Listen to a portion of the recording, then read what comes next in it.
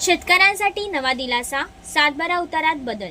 सातबारा उतारांवरील चुकांची दुरुस्ती करण्यासाठी वापरल्या जाणाऱ्या महाराष्ट्र महसूल अधिनियम 1966 मधील कलम 155 च्या वापराबाबत आता भूमी अभिलेख विभागाने मोठा निर्णय घेतला आहे.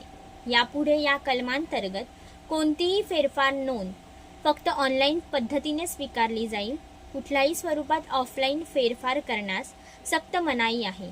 सर्व फेरफार नोंदी एकाच दिवसात ऑनलाईन प्रणालीत करणे बंधनकारक करण्यात आले आहे. ऑनलाईन पडताळणी अनिवार्य. तलाठ्याच्या लॉग इनवर आदेश प्राप्त झाल्यानंतर त्या आदेशाची नोंद कुणी, कधी आणि कशी केली याची ऑनलाईन पडताळणी केली जाणार आहे.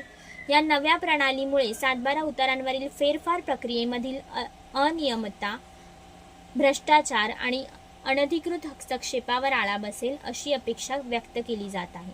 आधी अनेकांना फेरफार प्रक्रियेसाठी तलाठ्यांच्या कार्यालयात वारंवार चकरा माराव्या लागत असत. मात्र आता ही प्रक्रिया सरळ, पारदर्शक आणि वेळेत पूर्ण होण्याची शक्यता आहे.